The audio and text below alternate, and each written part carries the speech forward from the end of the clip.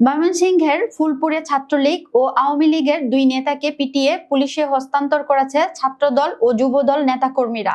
এর মধ্যে একজনকে চিকিৎসার জন্য ময়মনসিংহ মেডিকেল কলেজ হাসপাতালে পাঠিয়েছে পুলিশ। আটকরা হলেন ফুলপুর উপজেলা ছাত্রলীগের সাবেক সভাপতি দেবাশিস তালুকদার শুভ ও একই উপজেলার রূপসী ইউনিয়ন আওয়ামী লীগ নেতা আজিজুল ইসলাম। পুলিশে সোপর্দ করার পর ফুলপুর পৌর ছাত্রদলের আহ্বায়ক ওমর ফারুক সরকার বলেন, নিষিদ্ধ সংগঠন ছাত্রলীগের নেতা দেবাশিস তালুকদার শুভ ও আওয়ামী লীগ নেতা আজিজুল ইসলাম ফ্যাসিস্ট আওয়ামী লীগ সরকারের শাসনামলে ক্যাডার রাজনীতি করত। এরা অনেককে অত্যাচার নির্যাতন করেছে। ফুলপুর তারাকান্দা থেকে রাতের ভোটে নির্বাচিত গৃহায়ন ও গণপূর্ত প্রতিমন্ত্রী শরীফ আহমেদের অনুসারী তারা। জুলাই আগস্ট ছাত্র জনতার আন্দোলনকে দমন করতে আওয়ামী লীগের অন্যান্য নেতাদের সঙ্গে এরাও অস্ত্র নিয়ে সামনে থেকে নেতৃত্ব দিয়েছে।